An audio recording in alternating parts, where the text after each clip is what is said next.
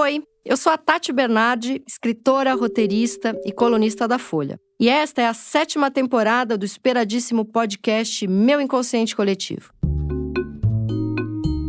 Dessa vez, selecionei algumas das principais queixas que aparecem em consultórios e chamei alguns dos melhores psicanalistas do país para comentá-las. Nós vamos falar sobre insônia, luto, identificação, solidão, vida sexual insatisfatória, relação entre filhos e pais e desejos que tememos realizar. E como vocês já sabem, e é a marca registrada do programa, eu também vou falar um pouquinho de mim, mas você vai acabar se reconhecendo nas mesmas angústias. Hoje eu converso com o psicanalista Lucas Liddick, que é cofundador do Float Vibes, Instituto de Estudos Culturais e Pesquisas Comportamentais. Ele é apresentador do podcast Vibes em Análise e autor do livro Entre Sessões, Psicanálise para além do divã, no qual propõe uma expansão da psicanálise para além das 4 paredes do consultório.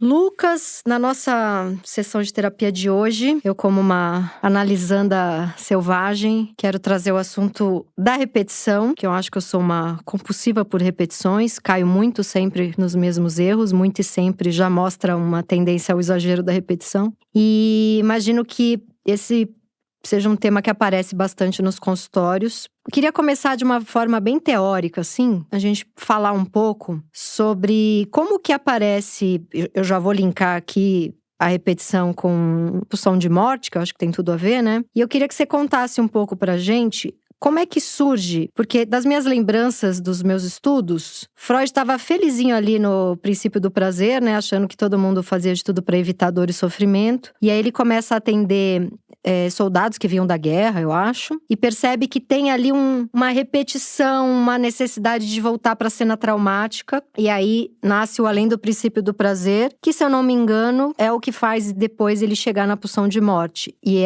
isso tudo começa com ele percebendo que alguns pacientes tinham quase um gozo em ficar voltando para uma cena traumática. Então acho que a gente pode começar bem teórico, porque eu acho pulsão de morte fascinante.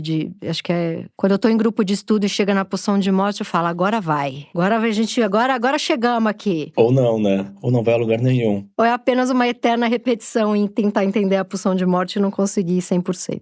Mas vamos lá. É por aí mesmo. Agora, para mim, é curioso você trazer justamente esse tema, assim, a pulsão de morte e pulsão de vida tem uma coisa bem nebulosa aí, né? E tem muitos autores também, depois do Freud, que vão fazer interpretações diferentes desses conceitos, assim. Sim, existe uma correlação mais direta entre pulsão de morte e repetição. Primeiro, a repetição aparece mais... A repetição tá em tudo, né? Enquanto sintoma neurótico, né? Pensando enquanto uma reincidência de um tipo de desfecho ali, que às vezes está meio capenga, mas que tenta dar conta de um conflito. E isso vai se repetindo e vai aparecendo quase como uma doença crônica, né? Ou seja, a repetição já tinha aparecido para o Freud milhares de vezes. Milhares de vezes. Principalmente lá no recordar, repetir e elaborar, né, que é antes de 1914, onde vem essa tese de que aquilo que a gente não está recordando e trazendo para a palavra, a gente não lembra ou não quer lembrar, ou não consegue falar a respeito, a gente vai repetir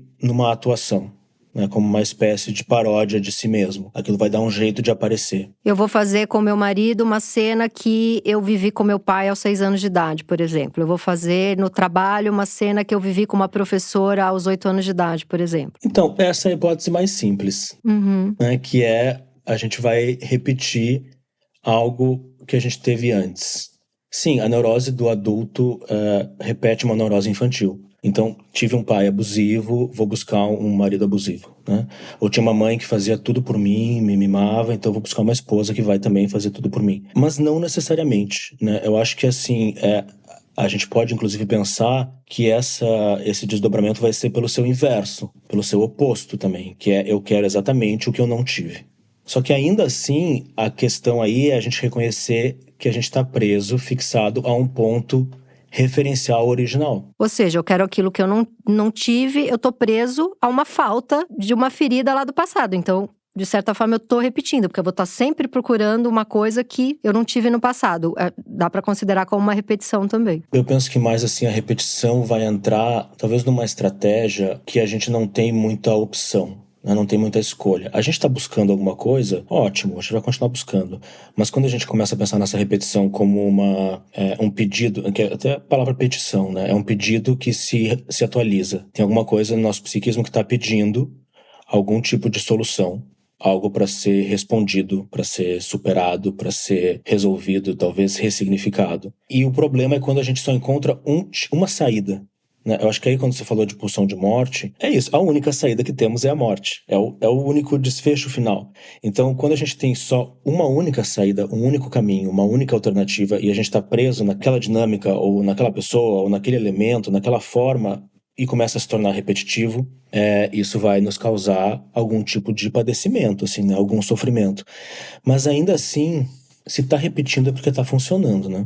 E esse funcionando não necessariamente é associado a estar feliz, né? Aí que eu acho que entra uma coisa que é muito comum, eu já falei várias vezes na minha terapia e conversando com amigos que atendem em consultório, é uma frase recorrente que é: eu não desejo o que me faz feliz. A pessoa não consegue parar de fazer uma repetição porque ela deseja algo, seja numa relação amorosa, seja uma cena que ela repete profissionalmente, ou mesmo algo que ela faz com ela, né? Sabe que algo vai fazer muito mal para a saúde, mas repete. E aí não é feliz naquele sentido, sei lá, de equilíbrio, mas tá gozando de alguma maneira, né? Tá sendo feliz em outro âmbito, sei lá qual. Sei lá qual, essa é que é a pergunta, né? Quando a gente pensa na repetição, o que vem normalmente em mente, assim, é vamos fazer uma investigação do porquê. Qual que é a origem, né? Qual que é o ponto zero? Qual que foi um elemento ou uma cena estruturante, assim? A gente tem que fazer essa investigação, a gente vai fazer, né? Que é pensar, bom, quando começou essa repetição? Você lembra a primeira vez que isso aconteceu? Né? Agora, será que isso é suficiente para fazer parar? Possivelmente não. Possivelmente a gente saber não vai fazer a gente conseguir parar. Mas acho que tem uma virada importante aí, que é o que você está trazendo, que é quando a gente torce um pouco essa pergunta de não por que eu repito, mas para que eu repito? Qual que é o ganho secundário, talvez inconsciente, que tem aí nessa dinâmica, nesse comportamento, que é inconsciente, né? Que é aquela história do sofrimento para o consciente, mas é satisfatório para o inconsciente. Talvez uma satisfação mais infantil e que está mais recalcada, né? Então está funcionando de algum jeito, mas será que dá para funcionar de um outro jeito? Você foi falando, eu fiquei pensando, quantas vezes numa análise, a própria repetição, o próprio ato de repetir o tema, eu repito, já é um prazer, porque entra se você faz uma boa transferência com o seu analista e percebe que na primeira vez que você conta pra ele uma grande merda que você fez, você linka com ele de alguma maneira, ele ri daquilo, você percebe que tá... Porque eu tenho esse defeito na análise, né? Eu conto de uma grande cagada que eu fiz, ou de uma vez em que, putz, eu fiz algo errado, mas eu chego lá excitadíssima pra contar que eu fiz algo errado, e eu percebo que aquilo traz uma certa vida pra análise. De repente ele pegou 3 tias que ele tava dormindo ali com as histórias, e chego eu com alguma história, ferrou, eu vou querer contar minha safadeza pro resto da vida ali, entendeu? E aí fica a repetição da repetição da repetição, né? E a fala, né? Porque pegando ali pelo recordar, repetir, elaborar, a tese é de que, né, a hipótese, assim, é de que quanto mais a gente puder falar sobre isso... mais vai se libertar. Mais vai se libertar. Essa é um pouco da premissa, assim, né? Você vai traduzindo em palavras... Em um certo sentido é muito importante, você vai trazendo mais para o simbólico, tem uma esperança aí que a gente pode dar um outro destino para essa repetição, né? Você pode até inclusive ressignificar, você pode colocar mais potência ou tirar a potência de uma coisa que está excessiva. Ou se olhar de fora e falar, olha eu lá me repetindo porque isso, isso e isso. Teve um certo controle na repetição, ainda que você repita, mas você não tá tão, sei lá, não senhor em sua casa, pelo menos você sabe um pouco o que você tá fazendo. Mas e também ficar falando do mesmo assunto, isso se torna repetitivo, né? Aí vem aquela boa frase de eu não aguento mais falar sobre isso, mas a gente vai falar mais um pouco. Até puxaria um pouco assim, dou um pouco de razão para aquelas teorias de autoafirmação, assim, sabe, de pensamento positivo. Quase cognitivo, né? Porque também tem um pouco assim, né, de como é que você vai mudar de vida se você continua falando a mesma coisa da sua vida, né? Ou pensar sobre você de uma outra forma se você continua falando sempre as mesmas coisas sobre você. Agora, o ponto é que eu acho que assim, na análise, você não tá sempre falando a mesma coisa. Por mais que às vezes pareça. É que aquele lance assim da história não se repete, mas ela rima. E você parece que tá andando em círculos, mas se você conseguir olhar de lado um pouco, você vê que era uma espiral, sabe? Que você tá fazendo algum movimento ali, talvez mais devagar do que a gente gostaria, mas tá fazendo. Mas tem movimento. Tem, e aí o analista tem que estar muito atento para, de fato, escutar e identificar isso. Mostrar essas diferenças no enunciado. Então, peraí, faz muitos meses que você... Mas agora você falou alguma coisa diferente. Você tá trazendo uma coisa diferente aqui. Saiu diferente. A mesma frase saiu com um verbo diferente que já faz toda a diferença. Às vezes é uma vírgula que mudou completamente o sentido da frase. A enunciação, a escolha de um significante diferente. Porque se a gente pensa na história de mudar comportamento, né, de mudar repetições, vem na cabeça aquela coisa da água pro vinho, né? Então, eu sou tímido, eu quero virar uma pessoa que faz palestras pelo mundo, né? Ou eu tô num relacionamento abusivo, quero um relacionamento saudável. Só que a mudança vai ser muito aos poucos. Tem alguma coisa aí entre o porquê e o para quê, entre o consciente e o inconsciente, que é muito sutil. E tem uma coisa que também eu fiquei pensando enquanto você falava. Olha, uns 40% da terapia, pelo menos no meu caso, que dependendo do mês eu faço 3 vezes por semana, sou a louca da terapia, eu adoro fazer. Mas eu percebo que eu tô numa emboscada intelectual, que aquilo não tá operando na caixa preta do meu avião em queda, sabe? Ele não tá chegando num lugar mais profundo que vai ter uma mudança muito estrutural, sei lá. Eu penso que eu tô numa retórica ali intelectual de quase como se eu estivesse dissecando um personagem que sou eu, e aí eu quero entender exatamente por que eu fiz, pra ter mais voz de comando, pra ter mais controle, como se eu estivesse me escrevendo como um personagem, que na verdade é o que eu já faço. E aí fica numa punheta intelectual, mas quando eu vou ver, eu tô chorando igual uma criança em posição fetal na minha cama, igual eu fazia quando eu tinha 15 anos. Então, em algum lugar não tá chegando. Eu fico numa punheta da lábia, do intelecto, da repetição, de frases estruturadas, isso vira texto, isso vira 38 podcasts. Então tá chegando em muito lugar, Tati. Tá chegando em muitas casas desse Brasil, mas eu continuo chorando como uma criança de 14 anos, entendeu? Tem uma evolução, né? Você quer parar de chorar? Não, acho que não. Acho que eu quero manter a posição fetal chorandinho. Acho que tem, aí que tá a repetição gostosinha, né? Você foi falando, me veio uma visão assim de uma fala que também parece que tá ali como um sintoma, a própria fala, né? Uma fala às vezes obsessiva, que é a busca incessante por sentido. Por quê? Mas por quê? Mas por quê? Mas por quê? Mas por quê?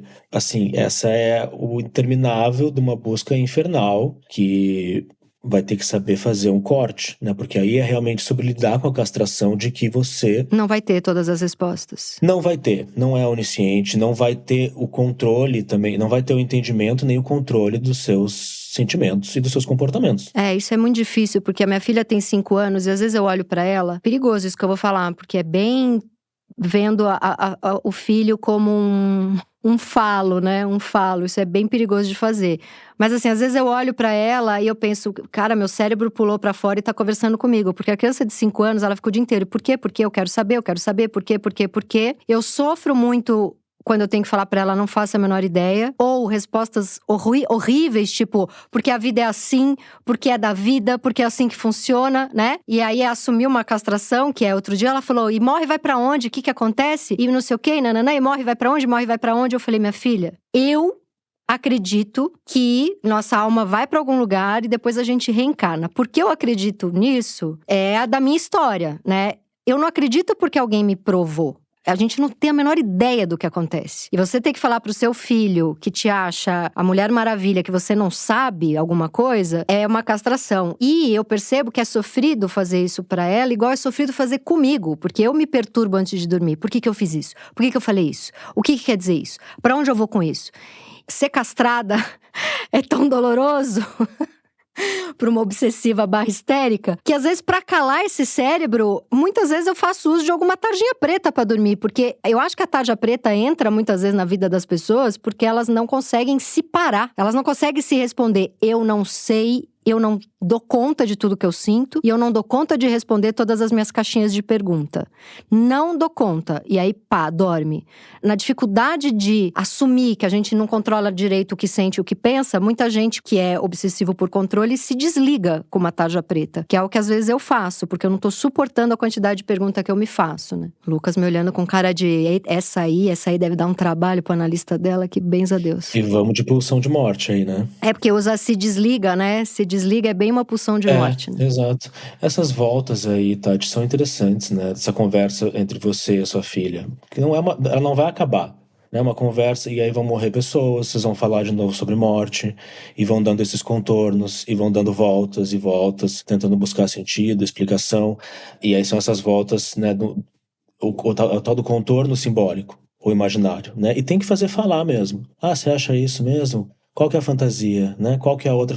Acredita nisso? E aí você vai dando volta e a gente vê que tem um buraco no meio, né? Que é essa abertura mesmo para nossa fantasia, que a gente consegue olhar melhor para dentro, para o centro, para esse vazio que é o real, né? Que é esse absurdo que a gente não sabe. Quase como assim, de tanto dar volta, vai afundando ali o círculo, de tantas vezes que eu passei. Eu pensei nessa imagem. Parece que eu tô andando em círculo, mas por passar 100 mil vezes no mesmo lugar, ele vai marcando, ele vai afundando e eu tô quase atingindo um centro, né? Eu vejo um pouco como se ele criasse uma borda para você se apoiar e poder olhar para dentro. Dá mais coragem de olhar para dentro. É a história do pneu, né? O pneu, ele só é um pneu porque o furo que existe no meio do pneu não é o pneu. Não pertence ao pneu, mas ele só é um pneu porque existe um furo, né? Então a fala é isso, vai fazendo esse círculo e formando esse pneu que é o que tá ali dentro, né? Mas vamos voltar aqui a uma parte meio teórica. Explica a pulsão de morte pra gente. Ela nasce depois do Além do Princípio e do Prazer, né? Isso. É a história que você contou mesmo, né? Dessa reincidência dos pesadelos. Eram soldados, né? Que voltavam da guerra. É complexo a história da pulsão de vida e pulsão de morte, né? A leitura mais simplista que a gente pode fazer e que a gente tem que olhar com cuidado, assim, é que a pulsão de vida é aquilo que nos faz bem. E a pulsão de morte é o que nos faz mal. Ela é bem simplista. É bem simplista. Só que, na verdade, a gente sabe que a pulsão de morte está, paradoxalmente, a serviço da vida. Porque a gente não consegue viver só de pulsão de vida. A pulsão de vida em excesso, inclusive, leva a um estado maníaco, né? Ou a um estado obsessivo. Ou uma positividade tóxica, insuportável. Exato, exato. Até em comportamentos, né? Se a gente pensa assim, bom, o que seria um comportamento de pulsão de vida? É você ir pro parque e andar de bicicleta com a família. Claro que isso é pulsão de vida, né? Você tá se conectando com as pessoas, você tá fazendo exercício físico, você tá vivendo, né? Buscando saúde, bem-estar. Tomando um solzinho, celebrando a vida. Agora, e se você vai na academia 2 vezes por dia, todos os dias da semana, fica lá muitas horas, não consegue ter relacionamentos, uma vida social, e continua se olhando e não enxergando um corpo que você quer ter, né? Isso é um transtorno que chama vigorexia. Aquilo que seria uma pulsão de vida começa a se tornar pulsão de morte a partir de uma repetição que é incessante e que não te dá escolha, não te dá a possibilidade de, não, hoje eu não vou, hoje eu vou fazer uma outra coisa, hoje eu vou tentar encontrar satisfação de outra forma. Ou até ter períodos, daí eu sempre volto, lembro da Melanie Klein, né, que a depressão é onde esse estado maníaco descansa um pouco, né? Isso. É preciso dar umas emburacadas pra você descansar, porque viver num estado maníaco nossa senhora, é um infarto aos 30 anos de idade. A insônia pode ser um excesso de pulsão de vida. Você não conseguir se desligar do mundo externo, não conseguir desfazer esses vínculos na sua cabeça, você fica pensando no trabalho, você fica pensando naquela pessoa que você tem que encontrar. Eu fico às vezes até pensando que precisa uma certa violência, né, até pra você comer, pro bebê mamar, para cortar uma carne e comer, né? Você precisa estar, de certa forma, tomado por algo de morte para você se manter vivo. Tem algo de devorar, de matar, num sentido até de se alimentar, assim. Né? Ela tá em tudo, né? Não tem uma sem a outra. Isso também é uma coisa que depois ele entendeu, né? Até o Freud chegou nisso, não precisou ser releituras da pulsão de morte. Ele próprio chegou nisso, né? Sim. Agora, é curioso a história da repetição da pulsão de morte e a história que você começou a trazer ali, de quando ele começou a pensar na pulsão de morte, dos soldados e dos traumas. Essa relação trauma e repetição é bastante curiosa, porque a gente pode ter essa reincidência de pensamentos ou afetos repetitivos relacionados a um trauma que a gente viveu, né? Que é o transtorno do estresse pós-traumático, por exemplo, né? Você fica relembrando e revivendo aquilo e aquilo te invade. Agora, ao mesmo tempo, o trauma é algo que veio e quebrou com uma repetição que a gente tinha. O trauma é algo novo. O trauma é algo que é difícil, dolorido, porque você não consegue simbolizar na hora e fica assustado. É uma quebra na narrativa total, né? Você muda completamente a partir de um trauma. Pois é. E aí, o que será que é pior, né? O trauma ou a repetição? Porque a repetição, a gente tá falando, claro, de repetição que gera um desconforto e um sofrimento, mas a repetição também é muito conveniente, né? É muito familiar você saber já o que fazer. Mas aí a gente tá falando de duas repetições, é muito complexo, né? A gente tá falando de duas repetições, a gente tá falando da repetição de uma vida que tá funcionando e que você repete aquele seu dia idílico, às vezes meio… aquela vida meio comezinha. Eu acho chato, né? Porque eu gosto de umas adrenalina. Mas já ouvi dizer muito que isso é felicidade. Você tá ali numa vida repetitiva, tal, e aí pá… Tem um trauma que te tira dessa repetição. Esse é um tipo de repetição que podemos falar. Mas tem também a pessoa que, a partir de um trauma, não consegue ter outro assunto a não ser o trauma e fica trazendo ele como uma repetição em todos os âmbitos da vida e principalmente na análise. Então é bem complexo falar de repetição, né? Porque tem aqui o trauma faz parar e tem aqui o trauma faz acontecer. Pois é esquisito dizer isso, mas talvez o que possa tirar essa pessoa dessa repetição, desse trauma que ela tá, é um novo trauma. Traumatizem-se pessoas para se libertar de um trauma, vá atrás de outro. Que dor. Sabe por quê? Tem uma coisa que é interessante, assim, né? Tem aquele psiquiatra Van der Kolk, que é o cara que saiu até uma matéria no New Yorker sobre ele recentemente. E ele tem até uma relação um pouco com… Dá pra ler alguma coisa na história do… O Nasio tem um livro que chama Por que Repetimos os Mesmos Erros? E ambos tocam, de alguma forma, uma questão que é assim… A pulsão, ela tem o objetivo de nos levar para um lugar de, não necessariamente satisfação, mas um estado de intensa excitação. Mesmo que seja um estado traumático. Então, é uma teoria meio polêmica de que essa exposição crônica ao estresse pode gerar pessoas trauma junkies, pessoas viciadas em traumas. Isso é muito interessante. Porque existe também um efeito, não só daquela intensidade, né, que vai em contraponto àquele cenário que você estava falando da normopatia, de uma adaptação absoluta na vida e a pessoa está muito bem adaptada, mas existe também algo que é esses opioides naturais que vêm após o trauma e que são liberados para tentar dar conta do estresse, depois que o trauma, entre aspas, passa. E isso é muito gostoso. E aí, quando você pensa, bom, o trauma passou, e agora a vida ficou chata, então, né? Por que eu tô voltando para esse trauma? Isso é muito interessante. Eu entrevistei recentemente o Casagrande e eu perguntei pra ele, por que você acha que você começou a se drogar? E aí ele falou, porque eu não aguentei perder minha irmã. Ele, quando tinha 14 anos, a irmã dele morreu de infarto aos 22 e ele era muito amigo da irmã, muito próximo, ele não aguentou aquela dor e ele não queria sentir nada, tal. E eu fiquei cutucando, eu falei, mas peraí, antes da sua irmã morrer, você nunca tinha provado nada? Aí uma hora ele falou pra mim, Tati, tem duas coisas na vida que é uma emoção que depois se você não consegue mais voltar para a vida normal. Ele falou, uma é fazer gol em final de campeonato e a outra é você ter uma banda de rock. Ele falou, eu imagino, né? Ele falou, eu fiz muito gol em fim de campeonato. Aquela emoção, a hora que eu parei de jogar, nada dava. E a cocaína dava. Então eu era um junkie daquela emoção. Eu não era um junkie da cocaína, sabe? E eu fiquei pensando, realmente assim, você fazer um gol com um estádio lotado em final de campeonato, deve ser um negócio que depois pra você ver… Claro que aí tem milhares de coisas, né, que a gente pode pensar. Algumas pessoas são propensas a viciar, algumas pessoas… Milhares de coisas, nunca é só uma coisa. Mas eu achei tão interessante isso, e você falando eu lembrei… E eu acho que quem vem de uma família que vê muita briga, por exemplo, nasce numa família que pai e mãe brigam o tempo inteiro e nasce num caos, vai para um casamento calmo, fica procurando briga, porque desde criança viciou naquela adrenalina, naquela vida que não é calma. Agora, eu achava que era um vício em sentir a dor, em sentir o caos. Você tá me dizendo que tem um prazer que vem depois, quando apazigua o momento de estresse. Esse é um dado novo, eu achei muito interessante. Isso vem nesse olhar desse psiquiatra, assim, que… Agora, é muito… Eu concordo muito, Tati. Eu acho que tem também a questão da repetição transgeracional, assim, né? Que é um pouco do… O que você aprende. Bom, o que a gente aprende do mundo externo, que aprendi assim, e agora como é que eu mudo? Né? O que a gente aprende da cultura, isso vem de inconsciente para inconsciente. Gente, eu fui ensinada a vida inteira a gostar de esquerdomacho. Aí faz 5 anos que eu tô lendo livro de feminista. Eu sei tudo que eu não posso fazer, mas são 40 anos fazendo. Então, assim, eu tô numa festa, eu falo, é esquerdomacho, vamos lembrar dos 114 livros feministas, vamos lembrar de tudo que me falaram nas redes sociais.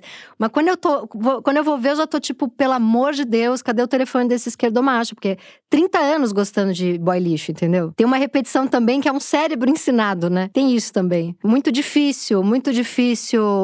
reprogramar gostos, reprogramar fetiche, reprogramar tesão, reprogramar repetição, né? Aí que vem a associação um pouco com a questão do gozo, né? De pulsão de morte e de gozo, e até de orgasmo. O orgasmo também pode caber, não é sobre isso, né? Mas é esse excesso de uma coisa que é incessante e da qual a gente não consegue renunciar. E até que a gente sabe que tá errado, mas que é mais forte que a gente, né? E quando você puxou para esse aspecto aí das adicções, existe um prazer, mas existe também a culpa, né? Existe uma outra relação de você saber que aquilo não te faz bem e que tira a mobilidade.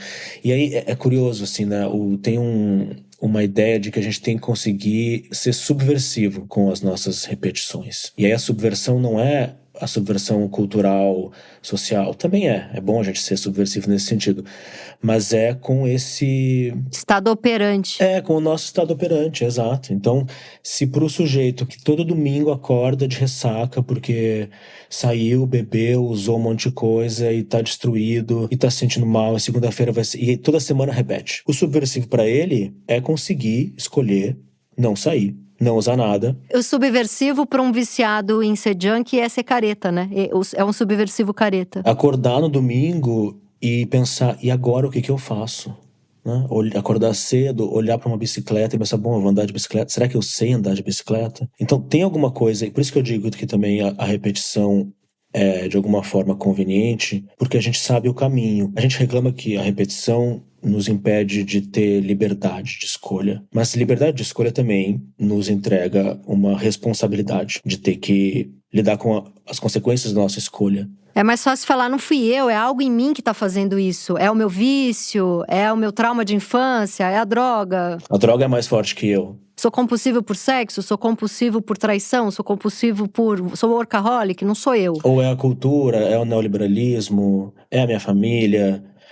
Quando a gente toma essa possibilidade de autonomia, de fazer uma escolha, você vai ter que se haver com a decisão, né? Com as consequências dessa escolha. E vai ter que perder coisas, né? E vai ter que perder. Não dá pra ser doido e saudável todo domingo. Ou você vai ser doido ou você vai ser saudável. Dando um exemplo, falando uma frase rasa pra algo bom que você falou.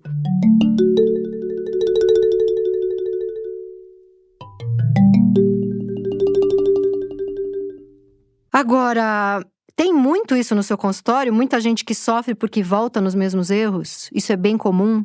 Já que a gente está na temporada maiores queixas em consultório, isso é uma reclamação comum? Muita gente preso? Sim, é uma queixa comum. Eu gosto já de cara, assim, acho que desse clichê de autoajuda, que é examinar bem essa história aí do que é um erro. Porque, será que é um erro mesmo? O que é um erro? O que é um acerto, né? Quando a gente está falando, assim, faz sentido no mundo objetivo. No mundo subjetivo, a vida não é uma prova de matemática, né? A maioria das coisas que são importantes na nossa vida não tem uma única resposta. E não tem uma resposta certa.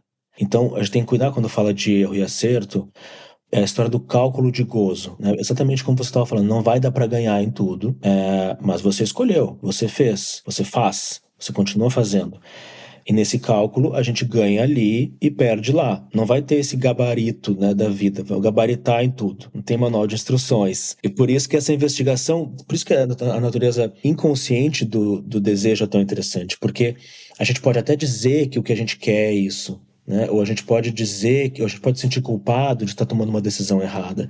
Só que você não tem noção total do seu desejo. Então, não existe isso de desvio. É sempre uma grande experimentação, né? O prazer vai estar aí, a graça vai estar aí, a desgraça vai estar aí. E a gente pode olhar para trás e pensar, nossa, me arrependo de ter escolhido essa profissão. Ou casei com a pessoa errada. Na época era o que fazia sentido, né? Agora talvez não faça mais. E tudo bem. E aquelas pessoas que casam 10 vezes com a mesma mulher, sabe? É a mesma mulher. Não, agora eu arrumei uma pessoa completamente… sei lá… fui casada com um cara que era um machista, tóxico. Eu já escutei isso de 80 amigas.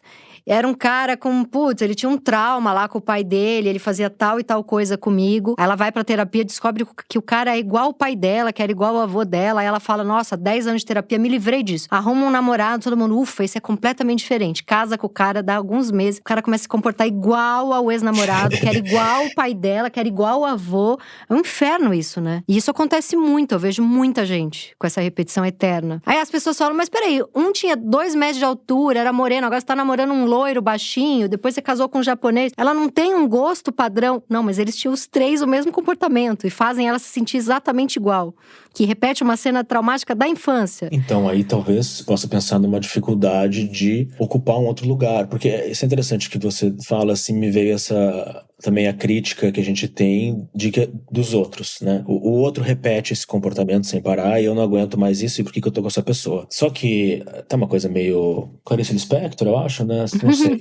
Que é aquela coisa de que você, às vezes, quer que uma pessoa mude. E aí, quando ela muda, o edifício desaba e você se desencanta pela pessoa. Por quê? Porque você sabia… Então, um exemplo muito óbvio, assim, bem comum, mas a mulher que reclama que o seu marido não faz nada em casa. Por onde ele anda, ele deixa tudo sujo, ela tem que fazer tudo por ele, ela vai limpando, limpando e reclama, reclama. Digamos que, magicamente, por algum dia, assim, um motivo inexplicável, esse cara muda radicalmente. E ele começa a ser muito organizado e arrumar tudo na casa. Talvez essa mulher entre numa crise existencial, que é: e agora o que eu faço? Porque o gozo dela tava em xingar ele o dia inteiro, de repente. O que eu queria fazer com esse tempo? Ou como que eu faço para agradar esse cara, né? Se agradar o cara era uma questão tão importante assim, ou o medo de que esse cara talvez vá embora, porque agora ele não precisa mais de mim, essa era a minha relevância. Então aí que a gente começa a desempacotar os recebidos da neurose dessa pessoa, né? Sim. Mas que tem a ver com isso, assim, né? Em que momento que você se permite ocupar um outro lugar subjetivo no mundo. Isso é perigoso porque tem uma coisa assim de solidão que é, por exemplo, depois de 20 anos de terapia, eu sei exatamente o que eu não posso fazer porque eu vou entrar numa briga com a minha mãe. E assim, a gente entrou na mesma briga por 30 anos. Toda semana. Aí vai pra terapia, você…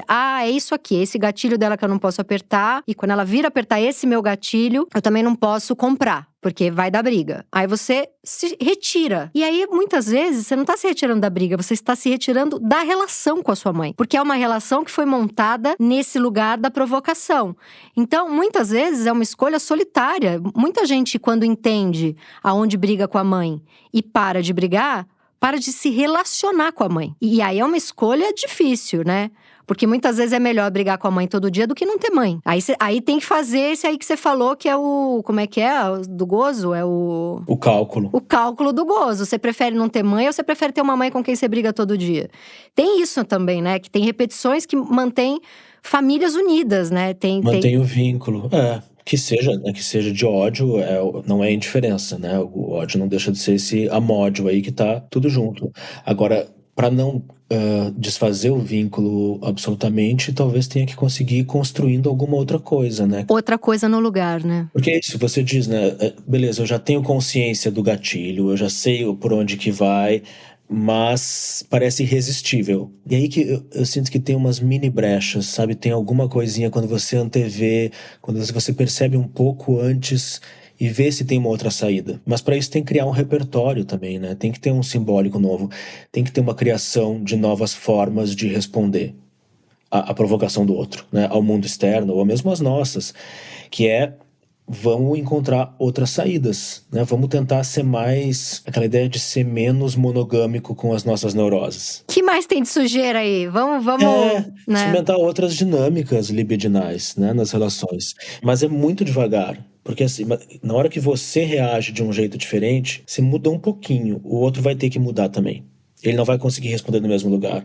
Aí você muda mais um pouquinho, o outro vai ter que ir mudando também, você vai podendo ajustar essa relação. E às vezes abrir mão de uma neurose é mais difícil do que sair de um casamento de 20 anos, porque você se reconhece naquela… A pessoa que é hipocondríaca, por exemplo, ela há 30 anos é hipocondríaca, ela só fala em doença, é um lugar pra ela no mundo. Fez uma borda, fez uma pele, ela usa uma medalha de hipocondríaca. Qual é o seu nome? Meu nome sou hipocondríaca. Pra abrir mão dessa repetição de falar de doença, porque é um lugar no mundo, ela se conecta com a família, porque a família é essa que só fala em doença. Ela tem o ganho secundário de estar sempre ali com um resfriado, uma dor de cabeça. Então, ela acha que é amada pelas doenças. Essa é você ou sua mãe? Sou eu, total. Ah, tá. E a minha mãe também. Nozinha. É muito difícil. E aí você cria todo um humor em cima disso. Aí você escreve livros sobre isso. Aí a terapia quer te curar disso? Qual que é teu… Você cria um lugar artístico como uma louca hipocondríaca. E aí você vai se curar disso? Quem você é? Você volta pra onde? Que angústia tem pra baixo, né? Porque assim, tem muito isso também de… ser hipocondríaca é a minha grande angústia. Vou lá pra terapia pra pensar menos em doença, pra pensar menos em desgraça. Que angústia que tem embaixo disso, que aí sim é a insuportável. Porque a que a gente fala todo dia, eu imagino que seja a suportável, né? O que tem por baixo disso é que a gente não quer ver, né? Então, isso é interessante, né? Porque a repetição, de fato, nos constitui. E ela vai nos estereotipando, né? Pra gente mesmo e pros outros, assim.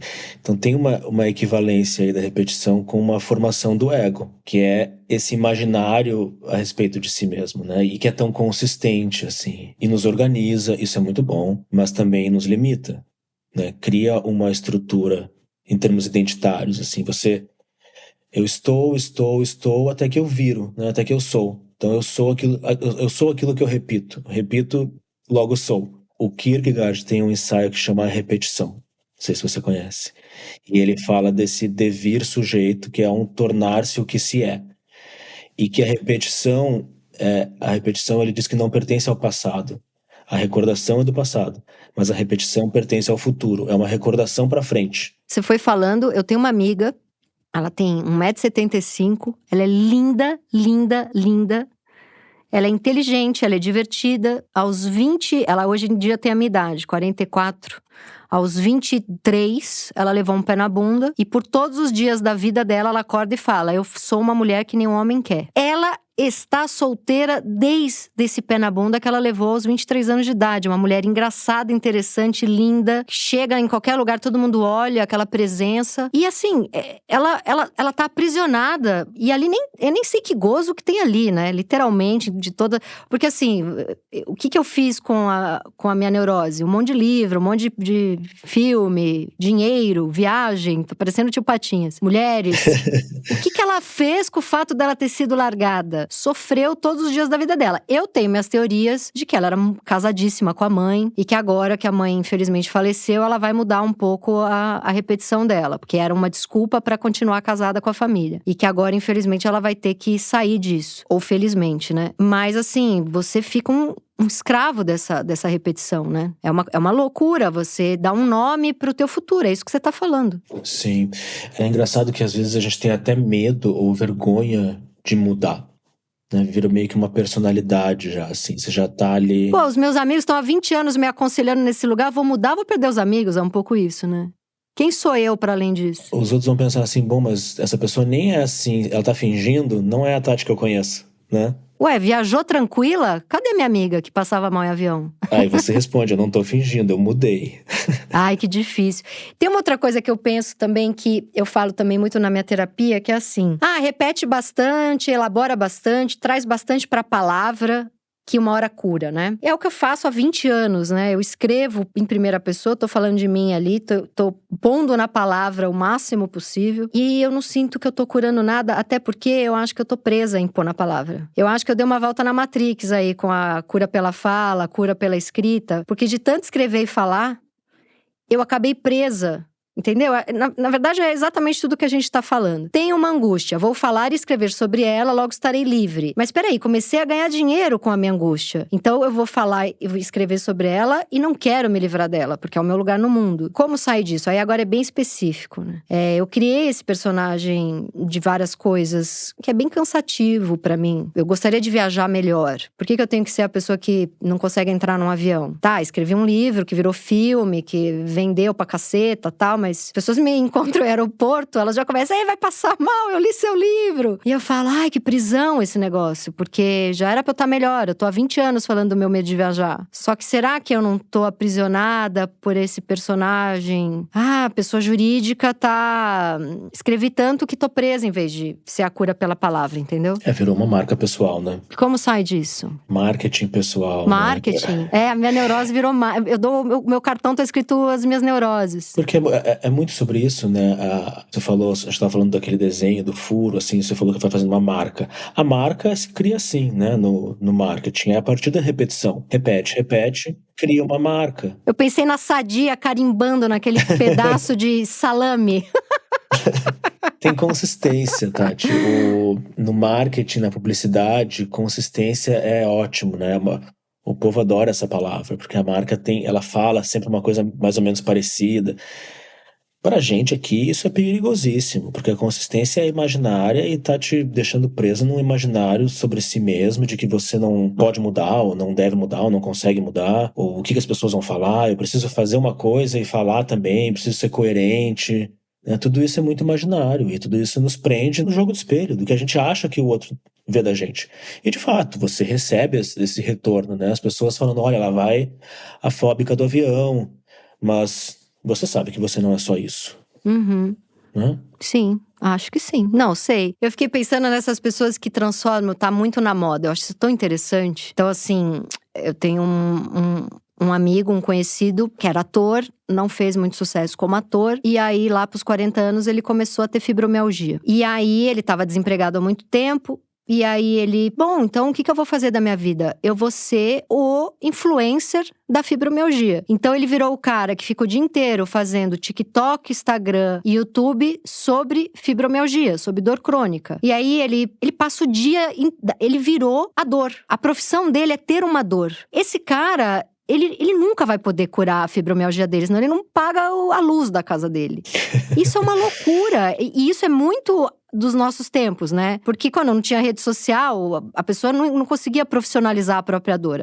A pessoa não conseguia profissionalizar... O trauma. O trauma. A gente vive um tempo de profissionais do próprio trauma, né? Então, assim, conheço algumas pessoas que... Cara, tudo bem, você é mãe solo, mas você é uma mãe solo milionária, com 6 babás e com uma rede de apoio gigantesca. E as duas avós são presentes. E o pai, tudo bem, a criança mora com você, mas o pai mora na esquina e vê a criança todo dia, sei lá. Só que a pessoa ganhou um dinheiro falando sobre ser mãe solo. Então, assim, ela precisa ignorar toda essa rede de apoio, porque o que vende é o que falta nela. Então, vai ter sempre que faltar, né? Isso é uma grande loucura, né? Profissionalizaram a dor, né? E as faltas e os perrengues. Isso é uma grande loucura. Sim. Por um lado... É interessante, né? Muito interessante, eu acho muito interessante. Eu fico um pouco assim com o pé atrás quando a gente perde a capacidade de se estranhar, né? Quando a gente perde essa possibilidade de enxergar o estranho em nós, de ver que tinha coisas ali que, não, eu não sou só isso, eu não quero só isso. Porque deixa de ser tridimensional. Você vira o número de toques limitados de um Twitter, né? Você não é mais uma pessoa complexa. Né? Você tá ali, você vira como é que fala quando você fala uma frase que aquilo tem um efeito gigantesco? Uma lacração? Você vira uma lacração ambulante, né? Você não é mais, sei lá, não tem... Homem não presta, pá! Você virou uma lacração ambulante, né? Sim. Não tem mais nuance, não tem mais tridimensionalidade. Isso também é uma coisa muito atual. Né? E não tem mais o outro, né? Você fica meio encastelado ali em si mesmo, com a sua única forma de existir, a sua única fantasia, seu único jeito de sentir prazer. Talvez aí o prazer deixe de ser tão prazeroso, se torne mais um gozo mesmo, porque você não tem muita opção, né? Você vai ficando preso nesse grande personagem que se criou, assim. E aí a gente perde também, eu acho que o contato com o outro, né? Porque pra mim, o que mais pode nos tirar, você foi falando ali da masturbação intelectual, Sim, é muito bom a gente fazer a busca pelo autoconhecimento, mas para sair dessa coisa em si mesmada, eu acho que o que mais nos salva realmente é o outro. É quando a gente consegue se abrir para enxergar e escutar o outro e também ser visto e percebido pelo outro de coisas que a gente não tem como perceber da gente mesmo. Eu acho que nessa hora a gente se abre um pouco para novas formas de existir, né? Para a plasticidade do nosso aparelho psíquico, de parar de talvez fazer as coisas sempre do mesmo jeito, achando que vai chegar em resultados diferentes. É quase se abrir para começar de novo, como é muito bonito como o eu, ele se forma, né? O narcisismo se forma a partir do outro. E é quase como um novo narcisismo, né? Um novo eu, né? Você se abrir pro outro. Porque, sei lá, eu imagino essa pessoa com 50, 60 anos que, na verdade, tá tão amalgamado,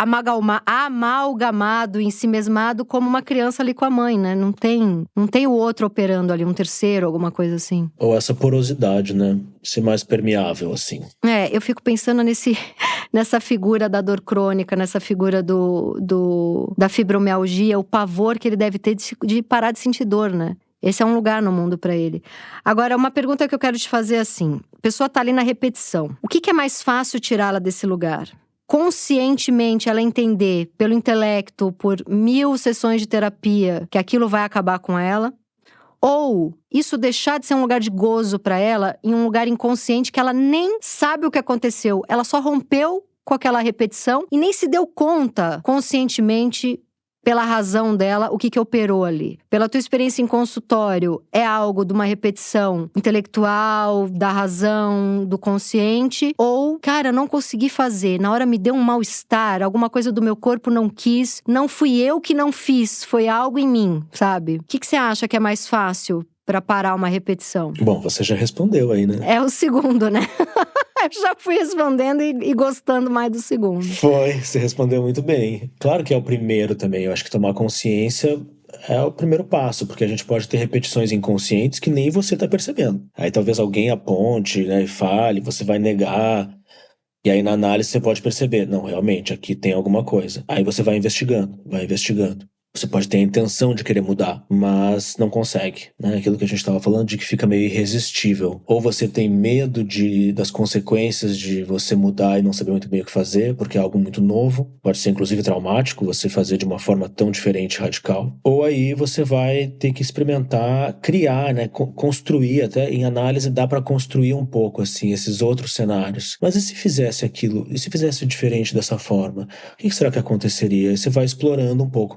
Mas eu acho que você falou de um jeito interessante, assim, que tem alguma coisa que faz em nós. E que é mais do que simplesmente uma intenção consciente de fazer diferente, né? E que fica... É por isso que eu vejo que é muito pequeno. É uma brecha, às vezes, muito rápida, assim. Ou um micro milímetro, assim, de tempo, de espaço entre o consciente e inconsciente. Que ali você fez, quando você reconhece que fez, você fala, você percebeu que já fez. Sabe, fica uma coisa meio nebulosa. E é pequeno. E isso te dá uma esperança de que... Ah, não, mas peraí, olha só. Olha, eu senti diferente. Eu dei um passo muito pequeno. Mas olha como ele teve um efeito gigante. Uhum. É bem isso mesmo. Uma última pra gente encerrar aqui. A pessoa que a repetição dela é o boicote, né? É aquela pessoa de, putz, essa relação aqui tinha tudo pra ser legal pra mim, mas eu fiz de tudo pra estragar, pra voltar pra aquele lugar do eu sou um fudido que ninguém gosta de mim. Essa pessoa que daí a gente tem, por mais que leia na vida, a gente cai no lugar óbvio de, puta, se essa pessoa não se gostar, ninguém vai gostar dela, ela não vai conseguir se relacionar, é insuportável, porque a gente lê e volta pra isso, porque na verdade essa é a autoajuda mais barata que existe, mas ela não está errada, né? Infelizmente, aquele monte de autoajuda merda é um pouco a conclusão que a gente chega depois de 89 páginas de um Lacan. Tô brincando, hein, gente? Mas às vezes é um pouco isso. Esse caro ouvinte maravilhoso aí, que acabou de estragar um relacionamento amoroso pela 30ª vez, o que a gente pode dizer pra ele? Uma esperança aí, um Um gostosinho não pela repetição de um gozo chibata, mas de um gozo que leve para caminhos mais com luz. Não sei, Tati, eu vou ser bem místico agora, assim. Será que era pra ser mesmo? Será que esse sujeito estragou essa relação? Eu nunca estraguei nenhuma relação. Eu não.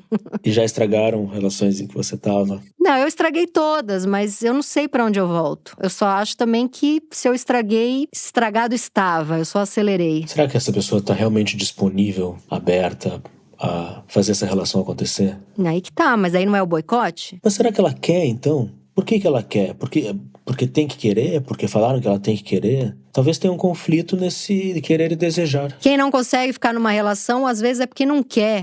Talvez, né? E por que sofre tanto sem? Esse desgraçado que sou eu, às vezes. Por que estraga, depois chora e tô sozinho. Mas aí tá a base dos conflitos psíquicos do desejo de você desejar duas coisas ao mesmo tempo, né?